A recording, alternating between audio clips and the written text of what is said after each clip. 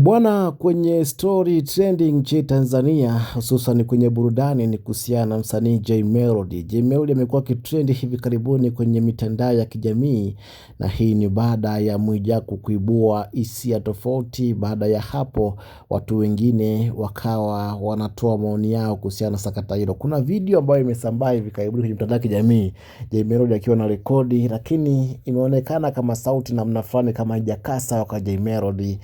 Baada ya hapo Mwijaku akaibuka na kusema kwamba nilikwambia kwamba kufanya kazi na Mwambino amechukua nyota yako. Bwana, watu wakaendelea kuunganisha vipengele. Kuna hii video ambayo wameiposti sana watu ikimuonyesha Diamond wakiwa na rekodi na Jay Melody.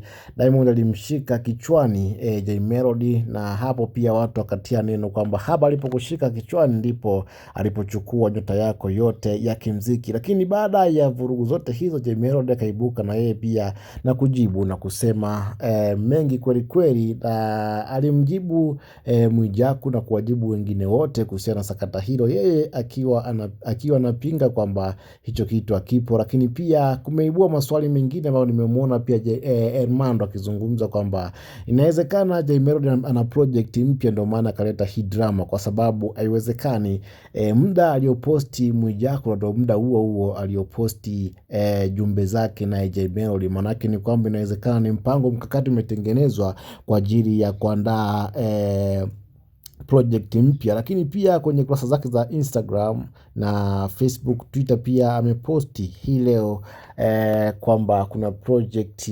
inakuja ambapo ni wimbo unakuja. Kwa hiyo inawezekana hii story ikawa imetengenezwa kwa ajili ya kuandaa project mpya inayokuja, au watu wameamua kuitrendisha kutokana na hali ilivyo, kwa sababu tangia ametoa ngoma na Diamond ya mapozi mpaka sasa hivi hajaachia ngoma yoyote iliyofanya vizuri kwenye kiwanda cha muziki hapa nchini Tanzania. Huyu ni Jay Melody na trending yake kuhusiana na Simba na Masimba Dangote. Je, ni kweli?